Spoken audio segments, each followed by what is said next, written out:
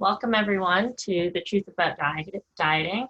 We're joined by and being hosted and very fortunate to have Rebecca Minshall here to uh, share with us about this topic. It's a huge topic. A lot of people want to know about how to diet, how to lose weight, but there's a lot of myths and misconceptions about it. So I was super excited to hear that Rebecca was willing to join us and talk about this.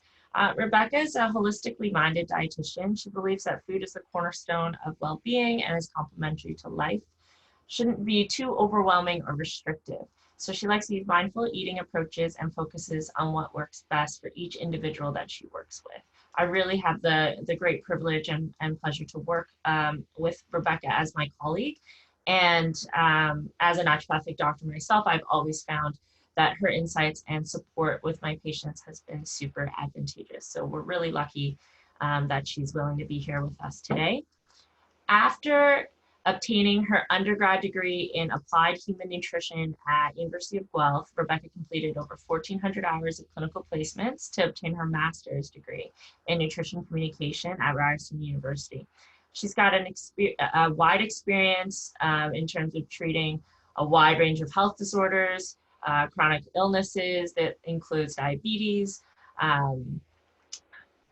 both types and gestational.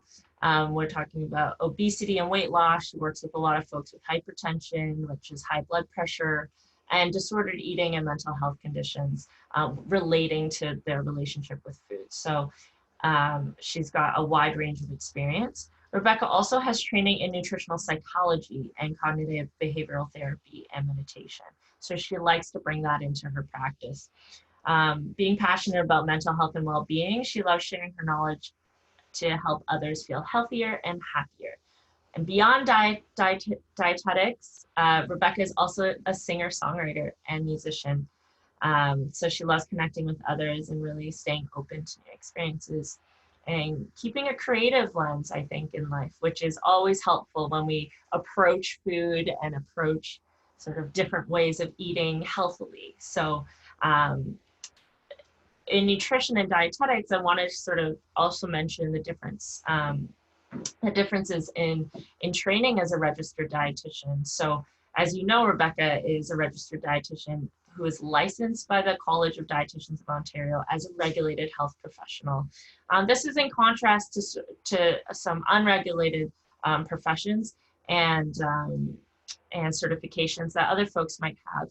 Also very valuable training that they have, but the advantage here is that as a registered dietitian, she's regulated by this licensing body in Ontario. So it's really advantageous to be able to serve a whole host of people in Ontario with her training. So I'm super excited about this topic, and I hope you guys are too. Welcome, Rebecca, and I'll let you kind of kick it off and tell us a bit about today. Thank you, Julie. Okay. First of all, Julie, do you mind allowing me to share my screen? For sure. Thank you guys all for being here. So this is a topic that I'm very passionate about, especially in terms of like the diet culture that's really prevalent in our society. So once I share my screen, we'll get started. But feel free to type any questions in the chat box that you might have throughout, whether I answer them during the presentation or we have the question answer period afterwards, they will be addressed. So we will get started. And another thing to note is that everybody will be provided a handout via email afterwards, so you don't have to worry about taking notes. Everything will be included there. Okay, so just a quick disclaimer. This webinar is intended for information purposes only. It doesn't take the place of individualized medical advice from a doctor, dietitian, or other medical care provider. And there are no conflicts of interest in this webinar, nor third-party endorsements.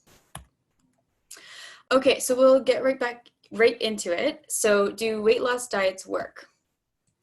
So yes, a lot of the times when we restrict our calories and are very disciplined, we do lose weight initially. However, long-term, rarely are people able to maintain this weight loss. So a lot of the time this leads into weight regain, which causes us to feel worse about ourselves, and now we feel like we've failed, and there's so many other damaging side effects to this dieting mentality. So today I'll be going over some of the reasons why we diet, which include the diet culture that is kind of all around us in like the media and social situations. I'll be going over some of the fat myths, so things that we believe about fatness that aren't necessarily true. I'll also be talking about why weight loss diets don't work, so what calories do in our diet or in our bodies, and what our bodies are like on diets. I'll also introduce something called set point theory and some tips for unlearning dieting, including healthy at every size, normalized and emotional eating, and how to start listening to your body. Okay. So this is Mary. So Mary woke up on New Year's Day. She was very excited to start the new year, where she could be her best self. Oh. Is there somebody who isn't muted right now? I think there's just some. I set it up. Oh, perfect. Okay, sorry about that, guys. All right, so this is Mary. On New Year's Day, she was excited to start the new year. She had all these resolutions. She wanted to be her best self, all of that stuff. And so she starts her year off weighing herself in the morning, and she notices that she hasn't gained any weight over the holidays. She feels good about herself because she avoided all of those holiday treats and overeating. And she also realizes that she's the same weight as she was last year when she promised herself that she'd lose that 10 pounds that's been bothering her for a while. So she feels motivated. She starts kind of changing her diet, not eating as much, and exercising every day. And she does lose some weight after a few weeks. However, over the next couple months, she struggles to keep it off because her routine, her diet, it was just very, very, very extreme and not practical every day. So she ends up regaining weight and feels worse about herself. So this is a very common situation for many, many, many people. And part of this is due to the diet culture that surrounds us. So what is diet culture? So in its simplest forms, it is a set of beliefs that worships thinness as the ideal for health, wellness, success, and fulfillment. It promotes body types that are deemed acceptable to society through creating unrealistic, unhealthy body ideals for many of us. So majority of people do not fit these model body types, or now we have the Kardashian curviness, and either way, one body type is not going to fit the majority of people. So this causes oppression for many of us that don't fit these ideals.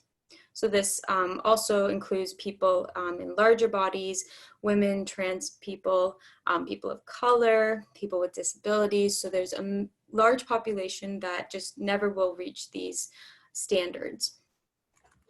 So thinness is seen as more desirable. So people who are thin are seen as successful, happier, and healthier, whereas those with more fat are seen as unhealthy, lazy, more likely to get sick and die early.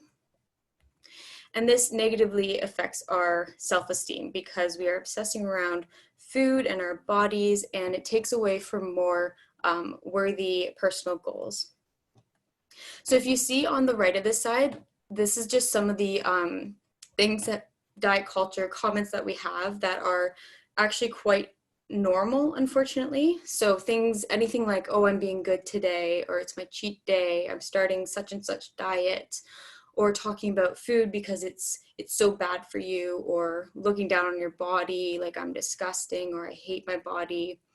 Other comments that are seen as positive, but also can be damaging for the diet culture mentality, include like, you look great, have you lost weight? So it's kind of focusing on what somebody looks like their size, as being the reason that they look good.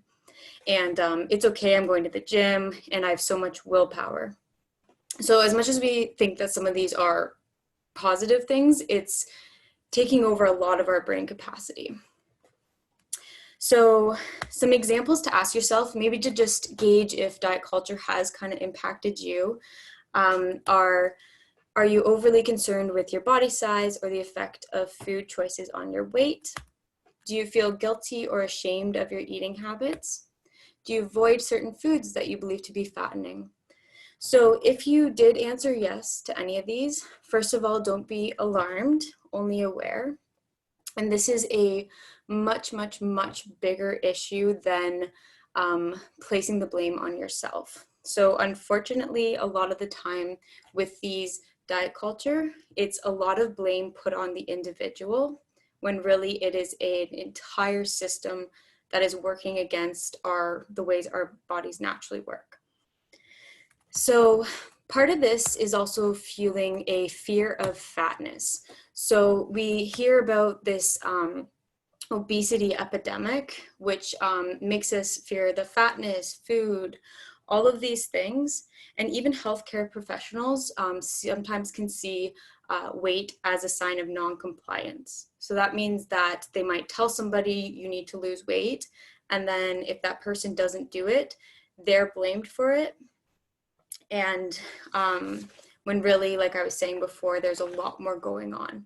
And we'll be going into some of those factors as well. But first, I just want to explain where a lot of the like overweight obesity comes from. So there's a measurement called BMI, so body mass index, and this takes someone's height and weight and pushes out this number that categorizes people as being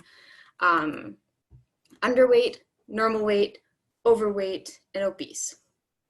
So there are numerous flaws to this system. So first of all, it doesn't necessarily represent the diversity of humans.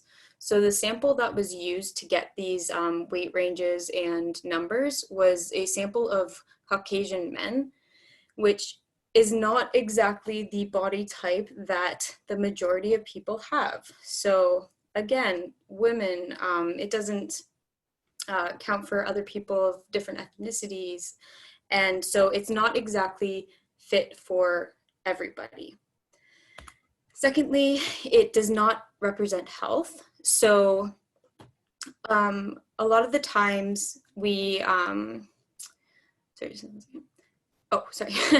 so those who are categorized as overweight or obese are not necessarily less healthy than those of the normal weight range. And I'll go into that in the next slide as well. And then it also doesn't account for other factors that are important for our health. So things like your food intake, so fruits and vegetables, your fitness level, and your body frame that you are naturally.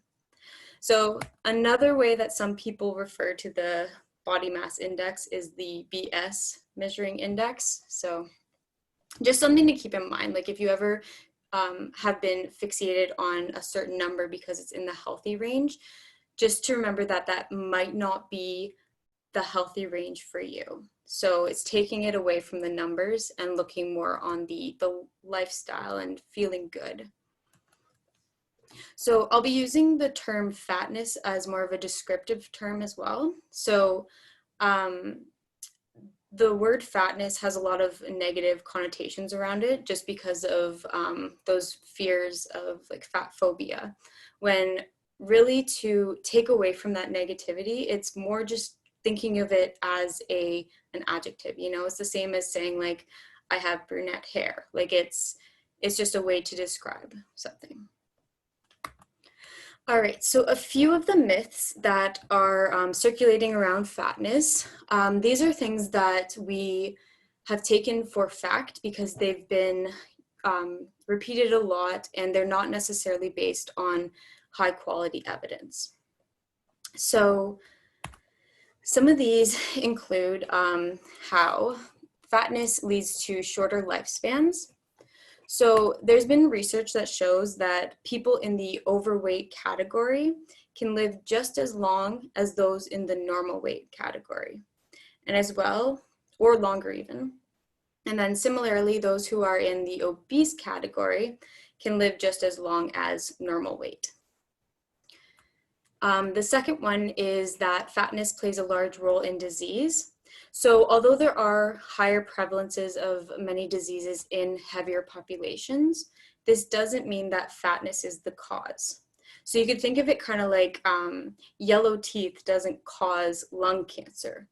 It's the smoking that's causing both of them. So it's just taking away the fears of the fatness from that. So there are a lot of different lifestyle factors that differ between lighter and heavier weight people, which include fitness. So unfit, thin people can have twice as high death rates than those who are fit and obese. So fitness can play a larger role than the fat itself. Another one is discrimination.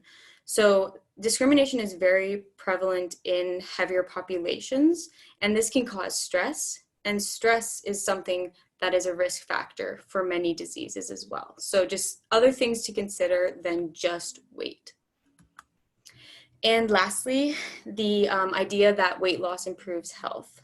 So it's, again, those other habits that might also lead to weight loss that improve our health. So that's like changes in our diets to include more whole foods, being a bit more active throughout the day.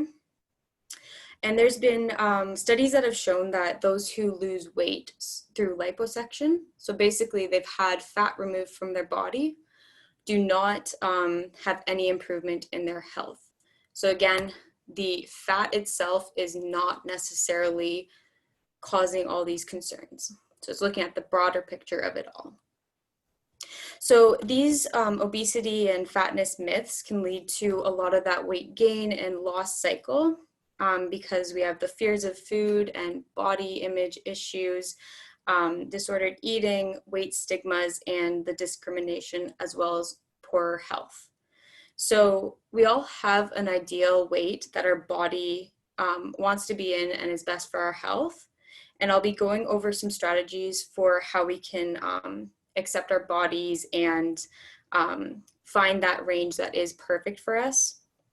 But first, I'm just going to go through a bit of the science behind dieting itself. Okay, so dieting doesn't always work, as we talked about before. Why might that be? So, oftentimes we are fooled that it's a simple balance between calories you take in and calories that are out. So this would be true if humans were machines, but we're not. And there's a lot more factors that contribute to how many calories our bodies actually absorb than just like what we eat. So for example, two people could have 100 calories worth of pizza. So they're eating the same amount of pizza, and somebody takes in 95 of those calories, whereas the other person takes in 80. So the absorption into our bodies is different depending on food. And I'm sure that you guys can think of different situations where, like, you know, somebody can eat a lot of food and they, you know, it doesn't affect them at all, whereas other people, like, it's their bodies are a bit more efficient at storing that as energy. Okay, so some of the reasons why this happens include gut bacteria. So there are gut bacteria in our bodies that will actually sometimes break down the food and absorb it for us so that we're not the ones taking it in. Dieting can change this gut bacteria to increase how much we absorb, and that can also cause some of that regain. So it's again like fueling that cycle. Our genes, hormones, and neurotransmitters. So all of these little molecules in our body can cause different body reactions that turn food into energy or heat that leaves our bodies.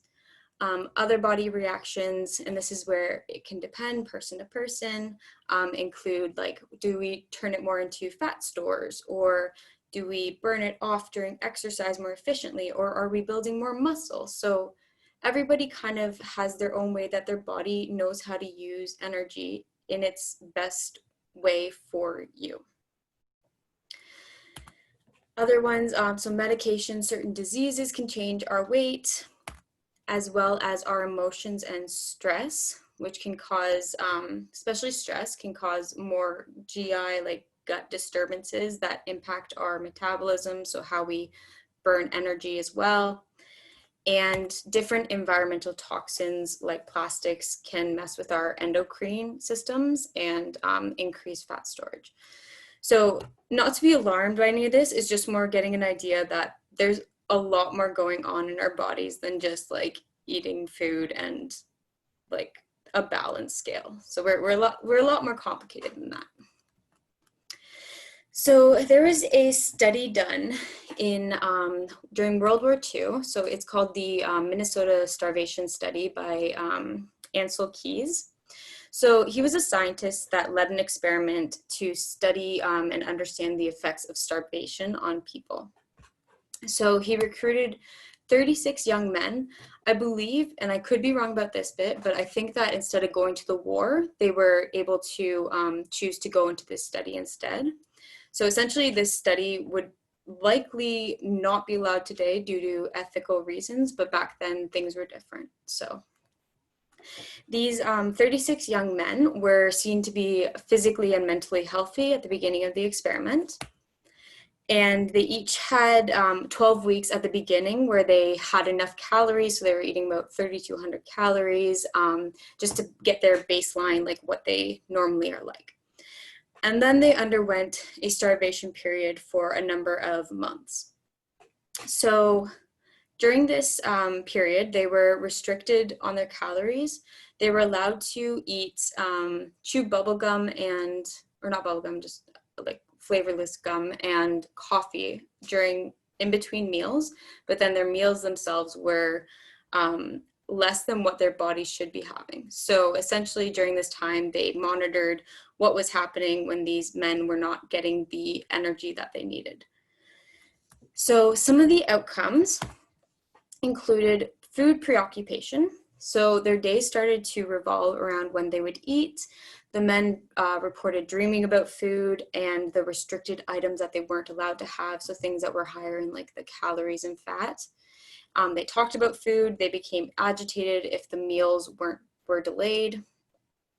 Some of the men also started overeating. So when they were allowed to eat again, the men would eat like 1,000 or more calories in one sitting. So a lot more than they normally would have before this starvation period.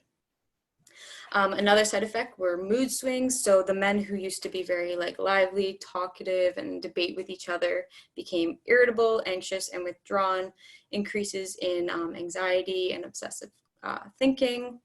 And then lastly, there was also some body dysmorphia. So that means that the men weren't able to see their bodies as they actually are. So a lot of the men lost significant amounts of weight and were underweight.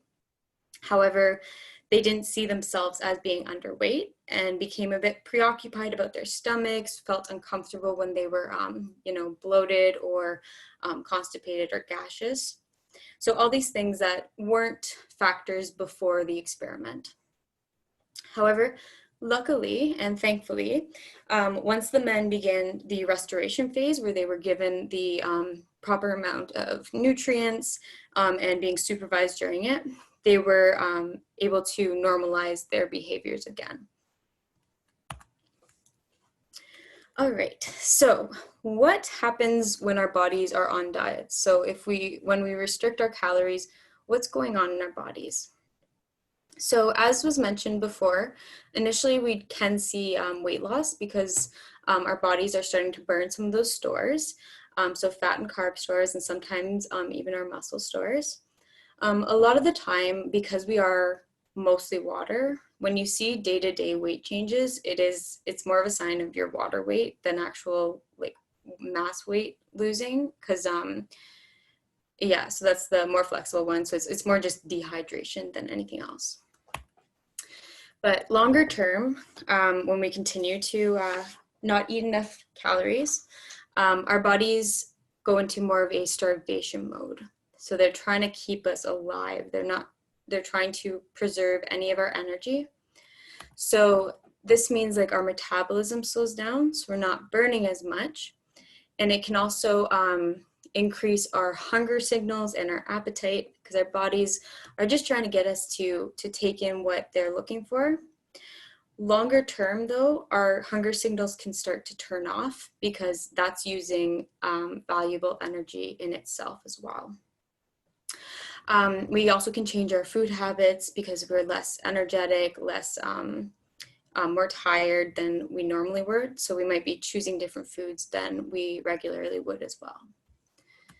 So this can cause troubled relationships with food, decrease self-esteem, especially with the weight loss cycles, the yo-yo dieting, all of that. And that can also cause inflammation, which can increase our risk for some diseases like heart disease and diabetes. And it also can increase our set point. So I don't know if anybody's heard of set point before, but essentially it's a theory that we all have a weight range that is optimal for ourselves. So this is where our body tries to stay in this weight range, and it'll do anything it can, and it's beyond our mind's control. So that's why like we think we want to be a certain size or XYZ, but our bodies, you know, they're like, that's not for you. That's not healthy for you. So this range is about 10 to 15 pounds. And so for some people, like their weight range, their optimal set point is in the normal weight range. For other people, it might be in the overweight or the obese. So it's not necessarily looking at it from the number perspective. It's more about the feeling of like just being in that place that you know that your body feels best in. So a way to think of this is like a thermometer in a house. So you set it at 22 degrees, and as soon as it starts getting a little bit warm in the house, so it goes up, your air conditioning kicks in and brings it back down. And then as soon as it gets a little cool, the heater kicks in and brings it back up to 22. So it's similar to how our bodies will kind of change certain processes to keep us in this zone that we want. The higher end of it is a lot more flexible than the lower end. So that means like if we go towards the top of our set point, we can do that a little bit easier than if we start going below, because that's when our bodies kind of think about the starvation mode, and all those other things can start to happen. So there are some tips for finding your set point. So it is the weight that you maintain naturally when you eat to appetite. So that means that you're eating when you're hungry, and try to stop eating when you're feeling a bit satisfied. We have, again, like our bodies are smart, and if we eat a little bit too much, it's not, we trust our bodies to be able to make up for that as well. It is the weight you naturally maintain when you don't focus on weight or food habits. It's the weight you return to typically in between diets, and it's determined in part by biology, biography, and life circumstances. So fighting our set point is a losing battle because we don't have much control over this.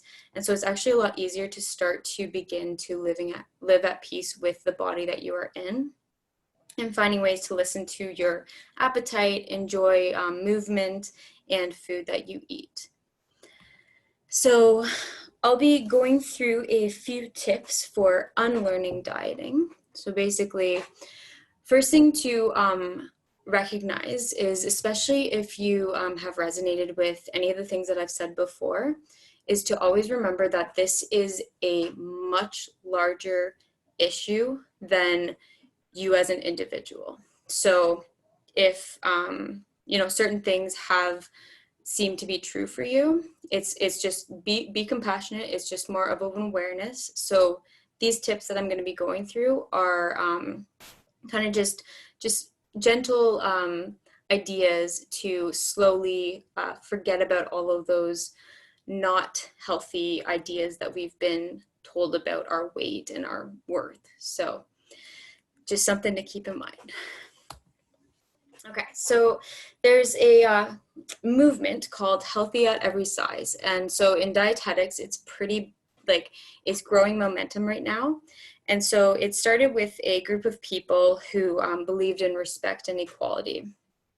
So it's about respecting ourselves through kindness, and it leads to trusting our bodies and intuitive signals for appetite. So very different than counting calories or being really fixated on a diet. And you don't need to fear food with this approach because there aren't any restrictions.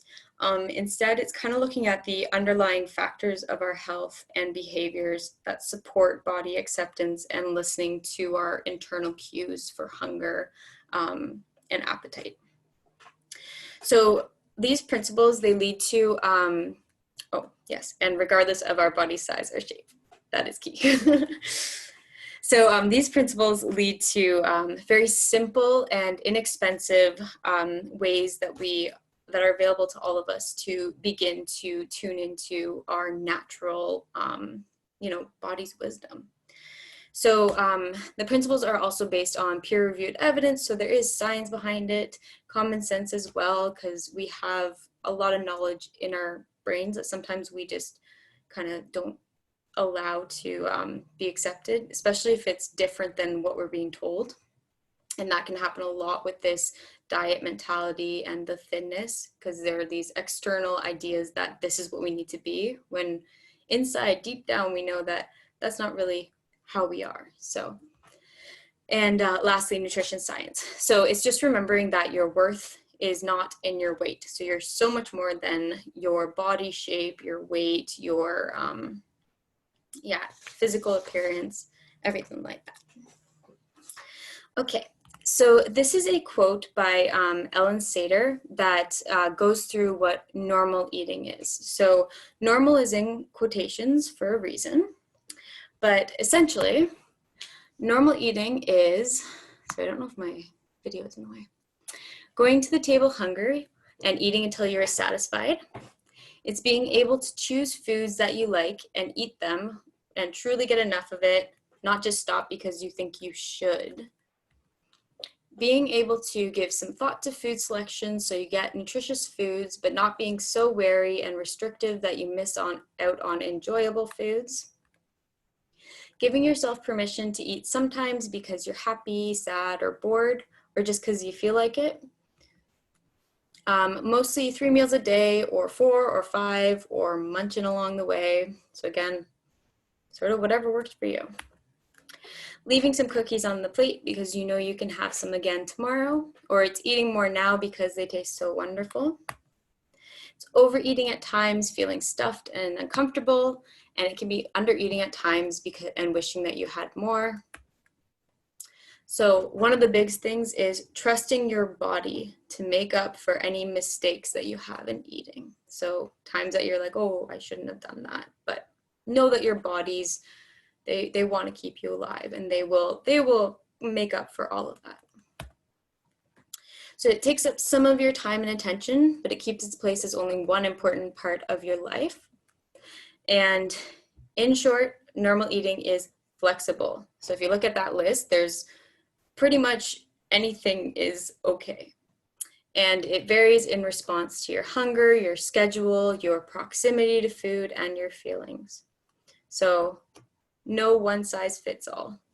And it's no like every day has to be the same either. It's allowing life to happen alongside with your food choices, and trying not to feel so restricted for things that you should be doing, because there are no shoulds.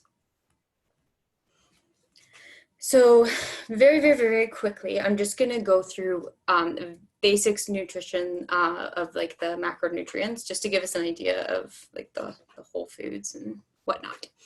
So essentially all foods have calories. Calories is a fancy word for energy, and we need energy to live. So when we buy things that are low in calories, a lot of the time we're just paying more for something that doesn't taste as good, doesn't necessarily have the same nutrition value, and isn't as satisfying or enjoyable. So all foods provide those energies. Some are more energy dense. So those are food that have more calories than nutrition values. So that might be more of the fun foods like baked goods, chips, things like that. And then there are ones that are more nutrient dense, which are the ones that are on the screen right now. So those are like the whole foods, fruits, vegetables, whole grains, proteins. So it's meaning that they have more nutrients for a smaller amount of energy. That's it. It's not good or bad foods. It's just is what it is. So to begin, proteins, so they're found in animal sources. So those are like, meats, dairy and alternatives, fish, poultry. And then there's plant-based proteins, so beans and legumes, soy, nuts and seeds. And they're very important for keeping us full as well as building blocks. So they're used in a lot of our body processes for tissue repair, as well as building enzymes and hormones in our immune system. So lots of important reasons why we want protein. If you're eating a diet that has a variety of whole foods, you're going to get enough calories, you're going to get sufficient protein, very, very likely, because the only foods that don't have protein are like some fruit and like the sweets. So protein actually is usually covered in a balanced diet. Carbs, there's different kinds of carbohydrates. We have simple ones like the sugar, sweet, fruit, and dairy that get absorbed really quick and give us lots of fast energy. And then we have more complex ones like whole grains, veggies, and legumes that are digested slower and can help with, keeping everything regular. And all of them have vitamins and minerals, which are important. And very lastly, we have fats. So there's different kinds of fats. There's saturated and trans fats, which are found in baked goods and fried foods. Then there's more of the unsaturated and omegas, which are like the plant-based nuts, seeds, plant oils, fatty fish. So fats are important because they keep us full. They help give us some of the fatty acids that our body can't make, like omega, which is good for our brain health. And they also help absorb some of the vitamins that need fat to be taken into our body. So any diets that restrict like fat or carbs, first of all, it's not necessarily sustainable. So if you are having a very high fat diet and low carb, it might work for short-term weight loss. However, a lot of the time we can't keep these things up. And sometimes if we have too much protein, it can actually increase our risk for developing some diseases like diabetes, heart disease, cancer, and kidney. So it's much better to see food as just like all food, all variety, than kind of worrying so much about the levels of how much you're getting for each one. Okay, so some ways to start listening to your body. So what I was talking about before with like our body wisdom is knowing that you are your own expert. So you know what is best for your body. Just sometimes we have to relearn how to listen to it, because especially if we've been sort of, caught up in sort of the diet mentality, we can lose that internal wisdom, or at least not know how to quite tune into it at first. So when we listen to our bodies to eat, our bodies will actually balance out our energy to almost like 100% accuracy. So there was a study with grown men that ate to appetite, so we're never monitoring their calories, and over decades, they maybe lost an average of 5 pounds, which when you think of how much you are eating a day over that long period of time, 5 pounds is completely like 95% accurate. So that's something to maybe keep in mind as you're kind of moving towards listening to your body. So tuning into your hunger signals. So they're there to encourage us to eat. And once we've had enough, a lot of the time our taste receptors will actually desensitize to sort of tell us that it's okay, we've had enough. because we sometimes haven't learned how to listen to it, this can be something that is difficult to gauge. And sometimes it is also like taking a step back after eating a meal and just like waiting a few minutes before you have a next serving, and you can decide like how hungry you are at that point. So as well, like tuning into emotions. So how does the food make you feel? And are you satisfied with it? Like, or are you just eating something that you aren't actually enjoying? And then also your body. So asking yourself questions like, do you have more energy after eating like such and such food, or a larger amount of this, like carbs? Sometimes if we eat too much, we just feel kind of bad afterwards, which we don't want to feel bad if we can help it. And then also, like, do you feel full longer if you have like a carb, like an apple with something else, like peanut butter? So like combining different foods. And then like, what about bloating? Like, when do you notice it? Is it because you ate a certain food, or is it because of other things that are affecting you, like stress, or yeah, it's just allowing yourself to ask these questions without judging it, and then kind of slowly like listening to what works for you. And it's, you know, it's a very imperfect process, but it's just taking that second of awareness that can really help. And other thing to remember is that there's no food off limits unless you have like allergies or sensitivities already. You don't have to stop yourself from eating like simple sugars. A lot of the time, once we do allow ourselves to kind of have any food that we want, we might find that we are reaching for some of these high sugar, you know, not so good foods to meet like emotions or other needs. And just so you know, like if you do find that, it's nothing to be alarmed about, because sometimes we have to deprogram our mind from all of the caked on diet mentality. And so it might mean that you are overeating certain like not so good foods, but over time our bodies will slowly, like our taste sensitivities will change, and you know, our taste buds actually reproduce every couple weeks. So as soon as you kind of start moving towards more of maybe like the whole food and like allowing yourself to eat what you feel like, you might notice that your taste buds change and you're not actually as drawn to you know, sugary foods.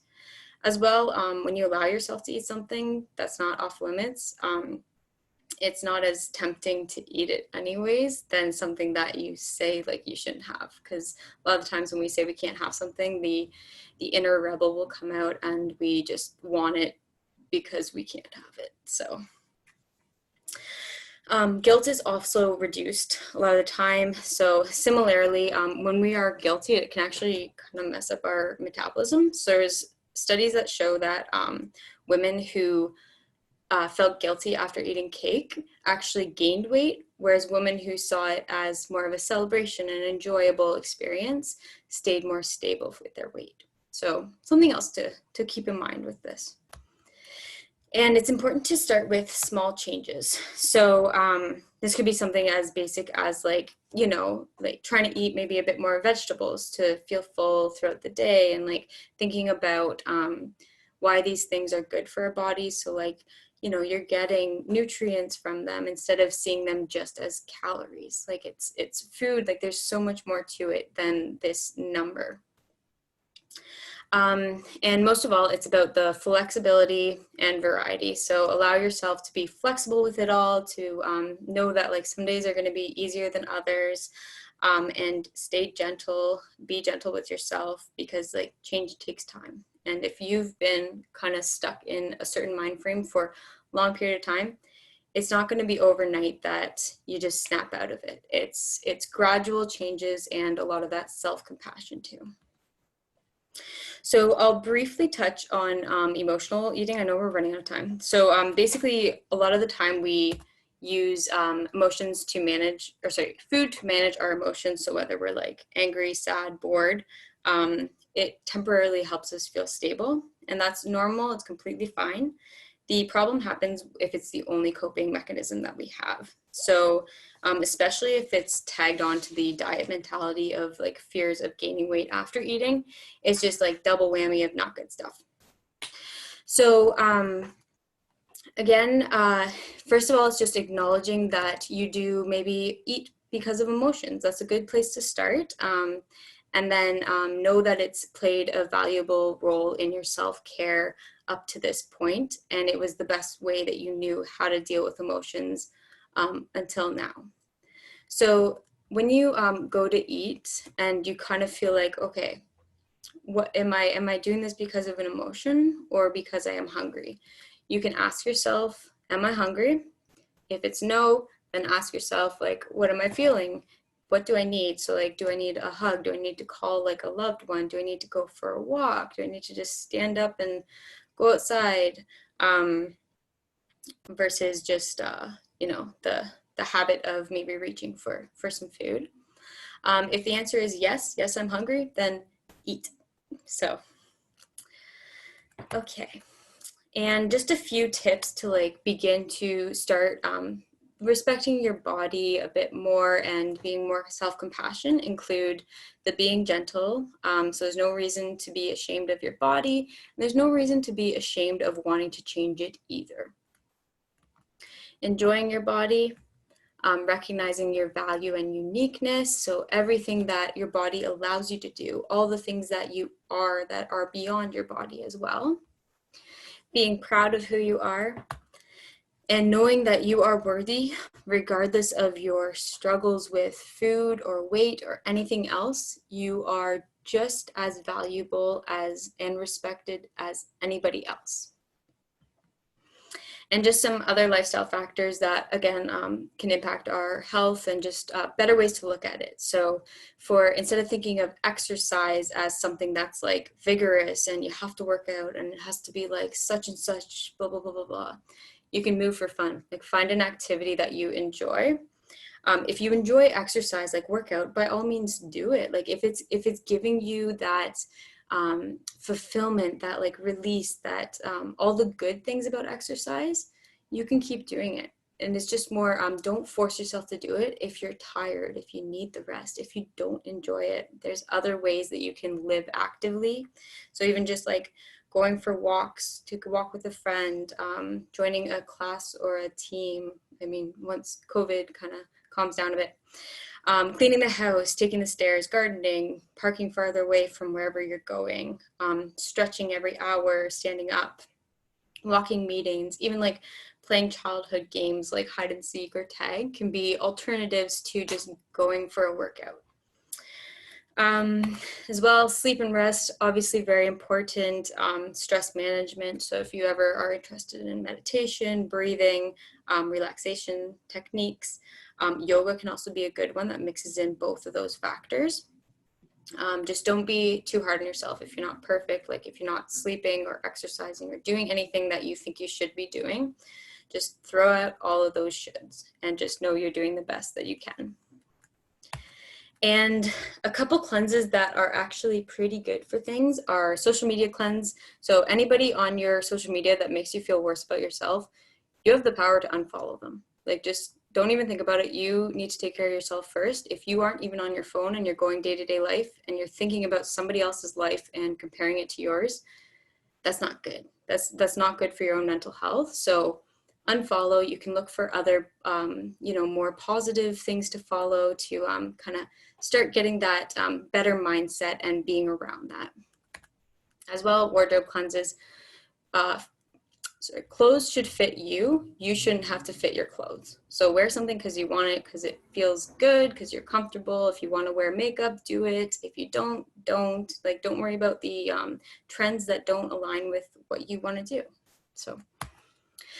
Okay, and lastly, if you remember Mary, so now she's tried some of the normalized eating techniques, and she realizes that she had been starving herself before, which led her to overeat, which was her body surviving. And now she thinks about more like what food taste like, what textures of food she wants, what her levels are like, and then other aspects like culture, cost, convenience, packaging, rather than the food rules or calorie restrictions. And even when she sees things like diet culture, like weight loss shows, she used to feel like smug if she was on a diet because she was, doing something about the problem, or felt worse about herself. Whereas now she can look at those shows and empathize with the participants because she recognizes what a bigger issue systematically it is. And obviously it's not easy, it's not a straightforward journey, but lots of self-compassion and just going day by day, moment by moment is helpful. Okay, so that is everything. Again, like I mentioned, there is a free resource and gifts. So everybody who attended this webinar is eligible for a free 30-minute appointment with me. Essentially, if you're already an existing patient, you can use the code word diet unlearned, or else just tell us and we can figure that out. And if you aren't one of my patients already, you can feel free to do a 15-minute consult. I do them for free just to make sure like it's a good fit. And then we can go from there, and you can always use the 30 minutes later on. And I have a couple more webinars coming up. So there's one in July that's Eating for the Earth. That's all about food sustainability, making choices that are more environmentally friendly. And then the one in September is September 24th for Food and Mood, Designing Your Diet for Mental Health. So the gut-brain axis and how we can kind of eat to complement our mental health, and a lot of the correlations between that. Okay, so I am going to stop sharing my screen and we can, oh, okay. So we have a few minutes for questions. Yes. Questions. Yeah. So if you have questions, thanks so much, Rebecca. That was amazing. I learned a lot, and I was talking to Dr. Tavar on the while you were talking a little bit on text, and we were like, this is so helpful. One of the things, I'm going to kick it off. I've got a question, and then what I'm going to do is if anyone has a question, they can raise their hand or write it in the chat. I have a question. You mentioned the impact of sort of restrictions on the body. I found that super fascinating. I've never heard about the scientific evidence behind guilt and how that actually has an impact on negatively on I guess desired outcomes. So, but it is a big part of what I share with my patients. I like to tell them to use the 80-20 rule and really like, do not judge if you're having, a treat. Instead of treating it like a cheat day, really build it into the program. And so it's awesome to hear that there's evidence behind that about rest and compassion and really like self-care. So that's awesome to hear. I think it might be interesting to talk about with the gut-brain axis too, to bring in aspects of like cortisol and stress and how that might impact weight gain. I don't know if that's hormones. something. Yeah, we stress hormones, exactly, and how that sort of helps our body retain weight. My question is, if you can tell us about any science that you know about specific restrictive diets. A lot of my patients are coming in with ketogenic diets, paleo diet. They want to know about those things. If there are sort of impacts on general health that we should be aware of, things that, obviously there are going to be times that folks in the general population really need to be consulting with a professional about those things. And I want to know if there's science behind that and what your take is on those diets, which I would see as more restrictive, versus something that's like a lifestyle change, like intermittent fasting, really popular right now for weight loss, for fat loss, 16/8 intermittent fasting. I'm sure a lot of people on this call have heard of them. Can you comment on those, like, and what your take is? Yeah, of course. So first of all, like a lot of the diets, and I mean everybody is different. So like I was saying with the calories, like we all use food differently, and any of those diets that are sort of more restrictive or putting, you know, like keto, it's a large amount of the fats and then protein and not so much the carbs. So it's similar to the weight loss diets, in the sense that like you might find that you do lose weight or you feel better, but it's looking at things long term. So is this something that you can like maintain without taking away from other areas of your life? So Right. are you taking a lot of time thinking about food, planning your meals?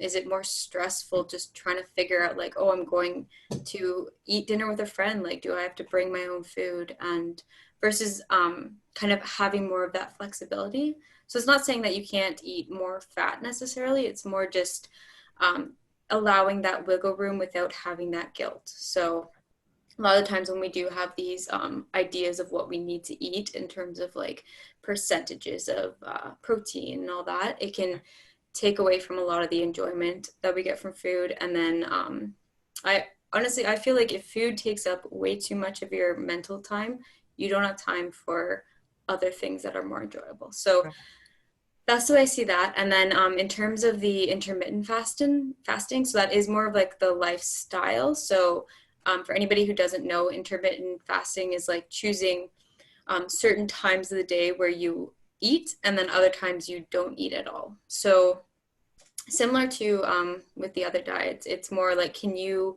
live your life without having to, you know, change everything around this window of time that you're allowed to eat.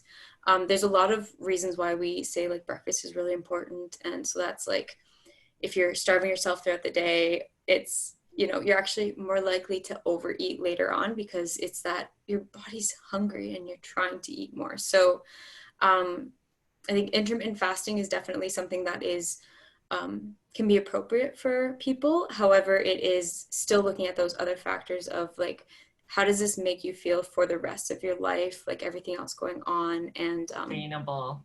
yeah, exactly. Yeah. So No, I definitely hear that. I often talk about like a joy quotient, you know, like I like there's this joy quotient when you're eating food because it's a center of life and culture for a lot of folks, and a center of community, you know, so it's super important.